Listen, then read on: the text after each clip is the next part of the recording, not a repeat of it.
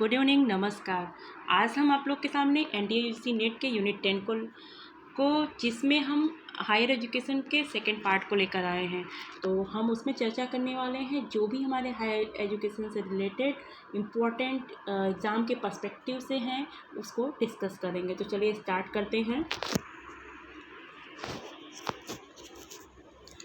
सबसे पहले हम ओरिएंटल प्रोग्राम, कन्वेंशनल और नॉन कन्वेंशनल प्रोग्राम जो इंडिया में चल रहे हैं उसके बारे में जिक्र करेंगे। तो जो ओरिएंटल प्रोग्राम्स हैं ये किस टाइप के होते हैं, तो इसमें हम देख सकते हैं शॉर्ट टर्म जो भी प्रोग्राम है, यानी कि बहुत ही जो है कि छोटे समय के लिए होते हैं। ये जो कोर्सेज़ होते हैं कह सकते हैं, तो इसमें हम देख सकते हैं 6 मंथ से लेकर 1 ईयर के जो कोर्सेज़ होते हैं वो ओरिएंटल प्रोग्राम्स के अंतर्गत आते हैं। ये बहुत ही ईजी होते हैं और किस पे बेस होता है, ये इसका जो बेस होता है वो जॉब ओरिएंटेड होता है। और इसमें हम देख सकते हैं जो फॉरेन टेक्निक्स होते हैं वो अपनाए जाते हैं। और इसे कब हम ग्रहण कर सकते हैं, तो उसका हम एलिजिबिलिटी क्राइटेरिया जो है वो 12th या फिर ग्रेजुएशन पास होना चाहिए। इसमें हम कौन कौन से कोर्सेज़ हैं उसको देखते हैं, क्या क्या इंक्लूड किया गया है। वो है data entry operator, web designing, content writing, network courses, stock market, search engine, foreign language. ये सारे जो है हमारे ओरिएंटल प्रोग्राम्स के अंतर्गत आते हैं। इसके बाद है कन्वेंशनल लर्निंग प्रोग्राम्स। ये जो है इसमें हम देख सकते हैं कॉलेज यूनिवर्सिटी लेवल के जो भी टीचिंग प्रोग्राम्स होते हैं उसे हम कह सकते हैं। और इसमें हम यूजी, पीजी, एमबीए, एलएलबी ये सारे कोर्सेज जो इस लेवल पे होते हैं उन सारी चीज़ें आती हैं।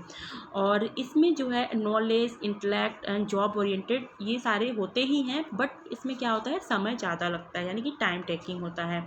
ये एक प्रोग्रेसिव टीचिंग होता है, कल्चरल वैल्यू पे बेस होता है, सेल्फ कंट्रोल, इंटीग्रेटेड विजन, ये सारी चीज़ें इसके अंतर्गत आती हैं। इसके बाद नॉन कन्वेंशनल लर्निंग प्रोग्राम्स है। ये फ्री, ऑनलाइन और मॉर्निंग एजुकेशन के जो है कि अंतर्गत जाना जाता है। ये जॉब ओरिएंटेड और सेल्फ एम्प्लॉयमेंट होता है, ईजी होता है, इंटरेस्टिंग होता है। बट बेस किस पे होता है, ये माइक्रो एस्पेक्ट होता है, यानी कि इस एज ये करस्पॉन्डेंस एंड ओपन स्कूल इसके अंतर्गत मतलब हम देख सकते हैं। तो इस तरीके से oriental program, conventional learning program और नॉन कन्वेंशनल चलता है। तो तीनों जो है कि जॉब ओरिएंटेड होते हैं, बट जो है हमारा कन्वेंशनल लर्निंग प्रोग्राम्स है ये बहुत ही टाइम टेकिंग होता है। ठीक है, नेक्स्ट चलते हैं। नेक्स्ट है टेक्निकल एजुकेशन। ये क्या होता है, यानी कि तकनीकी शिक्षा। ये हम बेसिकली समझ सकते हैं जो हमारे इंजीनियरिंग के कोर्सेज होते हैं वो इसके अंतर्गत आते हैं, यानी कि टेक्निकल से रिलेटेड जो हो, और आईटीआई हो गया, ये सारी चीज़ें। तो ये हम देख सकते हैं इसमें new technology that makes a human being efficient.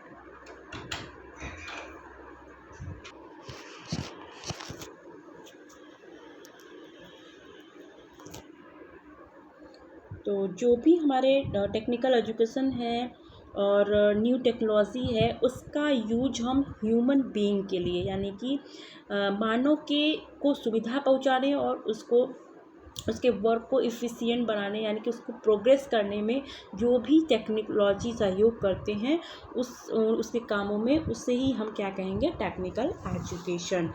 तो इस समझ में आया कि टेक्निकल एजुकेशन क्या होता है। अब हम बात करते हैं कि ये क्या क्या काम करता है। तो ये हमें पहले तो मैन पावर को स्किल बनाता है, यानी कि स्किलफुल बनाता है। और इसके बाद इंडस्ट्रियल प्रोडक्शन को भी इंक्रीज करता है, improving lifes of people, development of human resources, यानी कि ये सारे काम जो है हमारे टेक्निकल एजुकेशन के थ्रू किया जाता है। तो इस टेक्निकल एजुकेशन से रिलेटेड पहला जो इंजीनियरिंग कॉलेज था वो कौन सा था और कहाँ पे इस्टेब्लिशमेंट हुआ था, उसकी बात करते हैं। तो सबसे पहले 1847 में उत्तराखंड के रुड़की में इस टाइप का एजुकेशन जो कॉलेज है इस्टेब्लिश किया गया था।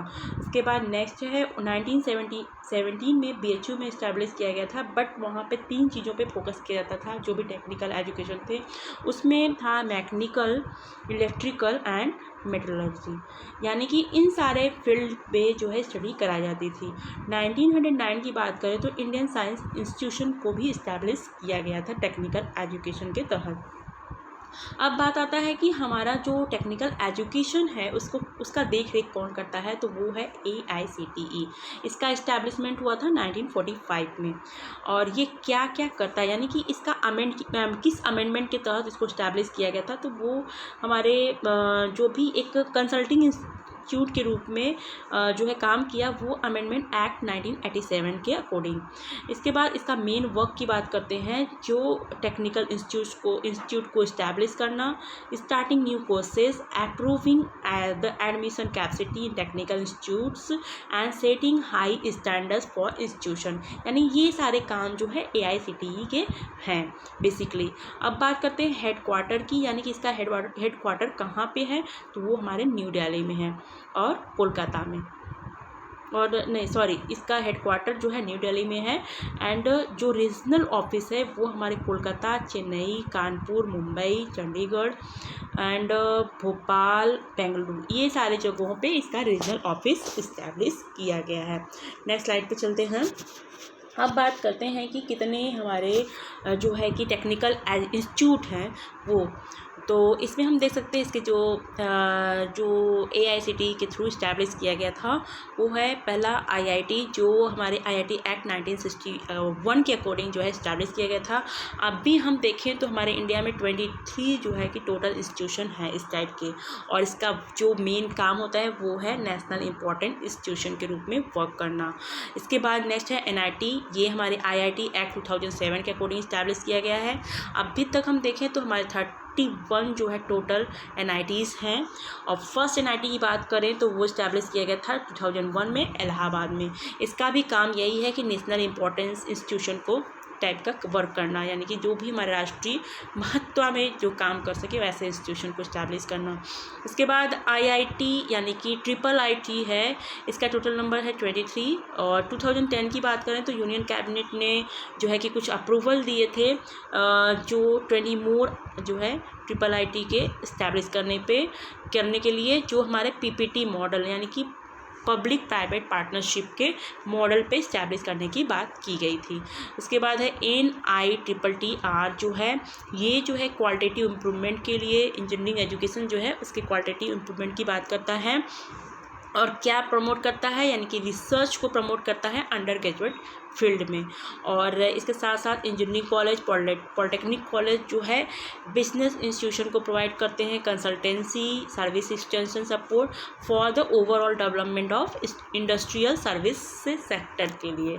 तो इस तरीके से हमारे ये NITTR जो है वर्क करते हैं। इसके बाद नेक्स्ट चलते हैं। नेक्स्ट है हमारा प्रोफेशनल एजुकेशन, यानी कि व्यावसायिक शिक्षा क्या होती है। इसकी बात करें तो ये ऐसे जो है कि हेल्प करती है स्टूडेंट को, जिसमें जो है कि नॉलेज और स्किल को जो है गेन कर सके पार्टिकुलर ऑक्यूपेशन शेप में, यानी कि जो भी व्यवसाय के क्षेत्र है उसके क्षेत्र में गेन करने की बात करता है। और due to business education all types of education are included which provide training for the living of the person, यानी कि एक व्यक्ति को रहने के लिए प्रशिक्षण देने का काम करता है। ये एक बिजनेस एजुकेशन को जो है कि थ्रू एक एजुकेशन दी जाती है। और इसमें जो फोकस करने की बात की जाती है तो वो स्टूडेंट पर्सनालिटी और इंटरेस्ट को फोकस किया जाता है, यानी कि क्या है स्टूडेंट का पर्सनालिटी है, यानी कि उसका व्यक्तित्व क्या है, उसका इंटरेस्ट क्या है उस फील्ड में, वो सारी चीज़ें इसमें ध्यान दिया जाता है। और इसमें लेबर, वर्क एंड फैमिली जो है इससे संबंधित होता है। ये एक तरह से इसको हम देख सकते हैं, ये बिहेवियरल यानी कि एक व्यवहारिक शिक्षा है।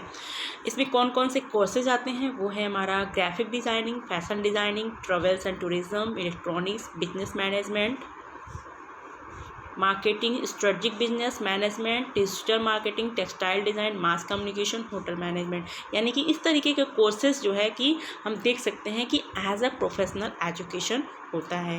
IIM की बात करें तो ये जो है इंडिया लेवल पे एक मैनेजमेंट का इंस्टीट्यूशन है जो हमारे इस्टेब्लिश करता है conduct consultancy service management education training research, यानी कि इस तरीके से रिसर्च जो है ट्रेनिंग रिसर्च को कंडक्ट करने का काम करता है ये, और in various sector of economy, यानी कि इकोनॉमी के जो विभिन्न क्षेत्र हैं उसके अंतर्गत। अभी जो है कि अगर देखा जाए टोटल नंबर इसका क्या है तो वो है 90 हमारे देश में। इसके बाद नेक्स्ट चलते हैं। नेक्स्ट जो एजुकेशन है वो है स्किल बेस, यानी कि जो कौशल पे आधारित होता है। ये जैसा कि हमारा वो एजुकेशन था, ओरिएंटल जो एजुकेशन था उस टाइप का ये भी है। इसमें हम देख सकते हैं ये 6 मंथ टू 2 ईयर्स तक जो है कि एजुकेशन होता है। इसे हम कह सकते हैं स्किल एजुकेशन, स्किल बेस्ड जो एजुकेशन होता है। इसमें हम देख सकते हैं skill designing, software development, beauty parlour, tourism, food processing, इस तरीके का जो है एजुकेशन इसके तहत दिया जाता है। जो हमारे प्रधानमंत्री का कौशल विकास योजना है वो भी इस टाइप के टारगेट्स को पूरा करता है। और इसके लिए ITI जो है एक इंस्टीट्यूशन है जो ट्रेनिंग देने का काम करता है। आफ्टर ट्रेनिंग जो है कंप्लीट करने के बाद AITT जो है कंप्लीट करना पड़ता है और उसके बाद अवार्ड मिलता है NTC का, यानी कि एक सर्टिफिकेट दिया जाता है। अप्रैल 2016 की बात करें तो यहाँ पे हम देख सकते हैं 13,105 जो है इंडस्ट्रियल ट्रेनिंग इंस्टीट्यूट थे, जिसमें 2,293 जो है गवर्नमेंट था, और प्राइवेट सेक्टर की बात करें तो 10,812 जो है कि इस टाइप के जो है ट्रेनिंग देने का इंस्टीट्यूशन था। तो इस तरीके से हमारे इंडिया में स्किल बेस्ड एजुकेशन भी चलते हैं। इसके बाद नेक्स्ट है वैल्यू एजुकेशन। ये क्या होता है? ये हम एक तरह से कह सकते हैं कि मूल्य शिक्षा की बात करता है, जो हम नैतिक शिक्षा यानी कि मोरल एजुकेशन की बात करते हैं। तो ये जो है कि एक तरह से नैतिक शिक्षा देने का काम करता है एक दूसरे को, और इसमें generate recognition among students and deep interest in the national interest, यानी कि राष्ट्र हित में स्टूडेंट का जो एक इंटरेस्ट होता है, डीप इंटरेस्ट की बात करते हैं, वो जनरेट करना इसके थ्रू इसका मकसद होता है। और इसके साथ साथ social, moral and spiritual aspect को भी डेवलपमेंट करने की बात करता है स्टूडेंट के एजुकेशन के क्षेत्र में इसके थ्रू। और इसके अलावा जो है कि हम इसके देख सकते हैं हमारे कॉन्स्टिट्यूशन में कुछ प्रोविजंस दिए गए हैं जो है वैल्यूज़ की तरफ अवेयर करते हैं। सच एज हम देख सकते हैं justice, freedom, equality, fundamental duty, ये सारे जो है हमारे वैल्यू एजुकेशन की तरह है, यानी कि वैल्यू एजुकेशन देने का काम करते हैं। टाइप्स की बात करें तो हमारे वैल्यू एजुकेशन है human value, social value, cultural value and institutional value. अब डेवलपमेंट की बात आती है कि किस तरीके का डेवलपमेंट हुआ है हमारे कंट्री में वैल्यू एजुकेशन का। तो इसमें सबसे पहले हम देख सकते हैं 1948 में यूनिवर्सिटी एजुकेशन कमीशन जो है कि एक तरह से एक फिलोसफिकल एंड बिहेवियर जो एस्पेक्ट होता है वैसे एजुकेशन देने की बात करता है। उसके बाद नेक्स्ट है श्री प्रकाश कमेटी जो 1959 में बना था। इसके according religious and moral teaching की बात की गई थी। इसके बाद नेक्स्ट है नेशनल एजुकेशन कमीशन जो कोठारी कमीशन के नाम से जाना जाता है, जो 1964 से 66 में बना था। ये जो है कि रिलीजन का एक कंपैरेटिव स्टडी करके वैल्यू एजुकेशन की देने की बात करता है। और इसके साथ साथ moral education and private school में जो है कि इस टाइप के एजुकेशन को पढ़ाने का, यानी कि उसको आगे बढ़ाने की काम करने का जो है एक रिकमेंडेशन करता है। इसके बाद NP 1986 की बात करते हैं। ये प्राइमरी एजुकेशन को गांव क्षेत्र और शहरी क्षेत्र में, यानी कि देश के हर क्षेत्र में लागू करने की बात करता है। NP 1992 जो है जनरल एंट्रेंस एग्ज़ाम की बात करता है इंडिया लेवल पे। और नेशनल वैल्यू एजुकेशन सेंटर को इस्टेब्लिश किया गया, कहाँ पे किया गया? IIT दिल्ली में। Value education in technical and professional education की बात की गई। उसके बाद नेक्स्ट है NIRF। ये जो है कि एक तरह से हम कह सकते हैं कि रैंकिंग प्रोवाइड करता है यूनिवर्सिटीज़ को। ये कब इस्टेब्लिश किया गया था? 29 दिसंबर 2015 को, और थ्रू MHRD के थ्रू। इसमें क्राइटेरिया दिया गया है। इस क्राइटेरिया में जो यूनिवर्सिटीज़ आएंगे वो अच्छे होंगे, उस हिसाब से उनको रैंक दिया जाएगा। तो इसमें टीचिंग लर्निंग का रैंक है, रिसर्च एंड प्रोफेशनल प्रैक्टिस का है, ग्रेजुएशन आउटकम्स का है, आउटरीच एंड इंक्लूसिविटी का है, और परसेप्शन का है। तो इस तरीके से कैटेगरीज NIRF को दिया गया है, के अकॉर्डिंग किया गया है। नेक्स्ट चलते हैं। नेक्स्ट है हमारा इन्वायरमेंटल एजुकेशन, यानी कि पर्यावरणीय शिक्षा। तो इसका मेन मकसद यही है कि जो भी हमारे इन्वायरमेंटल प्रॉब्लम्स है उसके प्रति अवेयर करना लोगों को, और साथ ही साथ कैसे आइडेंटिफाई किया जाए, कैसे उसको पहचान किया जाए, ये सारी चीज़ें इसका मकसद होता है। और इसके साथ ही साथ जो है स्किल जो है यानी कि कैसे सॉल्व होगा सॉल्यूशन, इसके लिए स्किल देने का भी काम होता है। और नेक्स्ट है कि ये जो है इंफॉर्मेशन देने का काम करता है, किसके लिए, सस्टेनेबल डेवलपमेंट करने के लिए। और लोगों को यानी कि जो सिटीजन है उनको रिस्पॉन्सिबल बनाता है, एक उत्तरदायित्व देता है इन्वायरमेंट को सेव करने के लिए। ऐसा एक इन्वायरमेंटल एजुकेशन के थ्रू किया जाता है। अब डेवलपमेंट की बात करते हैं तो किस तरीके से एनवायरमेंटल एजुकेशन को डेवलप किया गया है। सबसे पहले 42 कॉन्स्टिट्यूशनल अमेंडमेंट को देखें जो 1976 में था। तो सबसे फर्स्ट टाइम में इन्वायरमेंटल कंसर्न्स को दिखाया गया था इस अमेंडमेंट के थ्रू। और इसके बाद नेक्स्ट है इन्वायरमेंट एंड फॉरेस्ट मिनिस्ट्री जो 1983 से 84 में आया था। ये इन्वायरमेंट एजुकेशन पॉलिसी को इसके थ्रू बनाया गया था, यानी कि पर्यावरण शिक्षा नीति। इसके बाद नेक्स्ट है सुप्रीम कोर्ट जजमेंट की बात करते हैं जो 1991 में आया था। ये environmental education courses must be at a UG level, यानी कि इस टाइप के जो है कि कोर्सेज को यूजी लेवल पे चलाए जाने की बात किया गया था इस जजमेंट के अंतर्गत। इसके बाद नेक्स्ट है higher level institution and university for environmental education, यानी कि आईआईटी में इस टाइप के जो है एजुकेशन को जो है बढ़ाने की बात की गई थी यूनिवर्सिटी लेवल पे। और schools of planning and agriculture और and institute of environmental architecture, यानी इस टाइप के एजुकेशन को पढ़ाने के लिए, शामिल करने के लिए जो है तरह से इंक्लूड करने के लिए जो है प्रयास किया गया था। इसके बाद नेक्स्ट हम बात करते हैं डिस्टेंस एजुकेशन की, यानी कि जो दूरस्थ शिक्षा होती है। ये कब स्टार्ट किया गया था, वो है 1982 में। और इससे सबसे पहले करस्पॉन्डेंस एजुकेशन के रूप में जाना गया था और इसे रीनेम किया गया inter council for distance education के थ्रू, यानी कि इससे डिस्टेंस एजुकेशन में जो है के रूप में रीनेम किया गया था, यानी उसके रूप में परिवर्तित किया गया था। और ये जो है कि ये इस टाइप का एजुकेशन होता है, यानी कि डिस्टेंस एजुकेशन किसे हम कह सकते हैं, तो ये ऐसा एजुकेशन होता है जो door of the self learner to educate, यानी कि जो एजुकेटर है, यानी कि जो सेल्फ लर्नर है उसके द्वार पे शिक्षा पहुंचना, इसका यही मेन मकसद है। इसका जो साधन होता है वो है टेली कम्युनिकेशन होता है, without any teacher student face to face, यानी कि ये जो है किसी भी टीचर के बिना फेस टू फेस जो है स्टूडेंट जो है फेस टू फेस नहीं होता है। ये सारी चीज़ें इसके अंतर्गत होती हैं, यानी टीचर नहीं होता है। और interplay between teacher student is a one sided, यानी कि जो इंटरप्ले होता है वो टीचर स्टूडेंट के बीच वन साइडेड होता है। अब जनरेशन्स की बात करते हैं, कौन कौन से डिस्टेंस एजुकेशन के जनरेशन्स आ गए हैं। तो इसमें फर्स्ट जो है करस्पॉन्डेंस एजुकेशन था, second CD computer and cassette था, थर्ड में हम tele learning approach video conferencing radio को देखते हैं, फोर्थ जो है स्टडी एज अ पर स्टूडेंट कन्वीनियंस, फिफ्थ है online study problem solving use of multimedia. अब बात करते हैं कि इसके साधन क्या क्या है, यानी कि मीन्स क्या क्या हैं। तो वो है correspondence education, radio, Darshan educational programme, open university, inter service teacher training programme.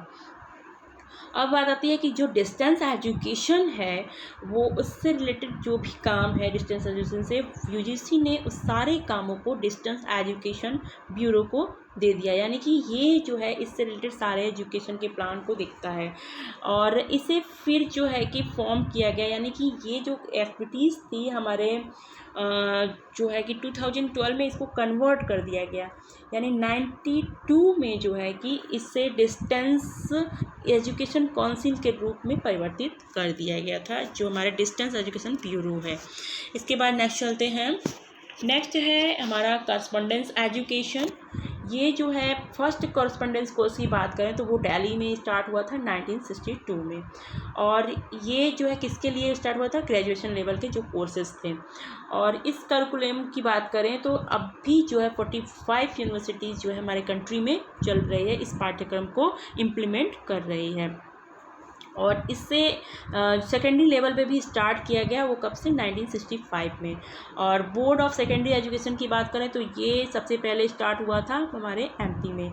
It has facilitates in regional colleges and some secondary schools, ये जो है सुविधा प्रदान करता है रीजनल कॉलेज और सम सेकेंडरी स्कूल्स को, यानी कि जो भी क्षेत्रीय कॉलेज हैं और कुछ माध्यमिक स्कूल हैं उसको फैसिलिटेट करने का काम करता है। फर्स्ट ओपन वर्ड स्कूल की बात करें तो वो इस्टेब्लिश हुआ था दिल्ली में 1979 में, और उसके बाद 1989 में ये इंस्टीट्यूशन अपग्रेड किया गया था और given the status of national open school, यानी कि एक राष्ट्रीय मुक्त विद्यालय की बात कहा गया था, इसको अपग्रेड किया गया था इस रूप में।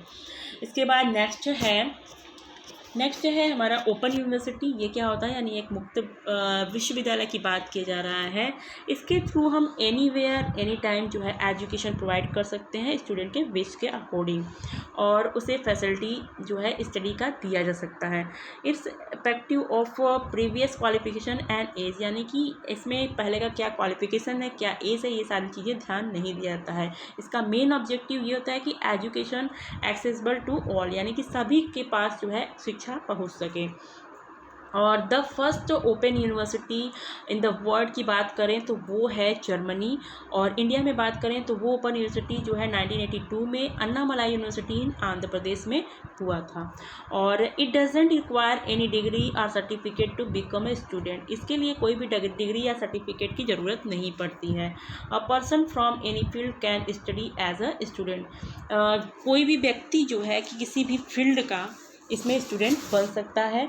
After the age of 20 any person is entitled to education, यानी कि 20 वर्ष के बाद, यानी कि जो भी एज है 20 ईयर के बाद जो इस टाइप के एजुकेशन को गेन किया जा सकता है। और इसके लिए किसी कैंपस की ज़रूरत नहीं पड़ती है। नो एनी टाइम रिस्ट्रिक्शन, यानी कि टाइम का कोई बाउंडेशन नहीं होता है। नेक्स्ट चलते हैं।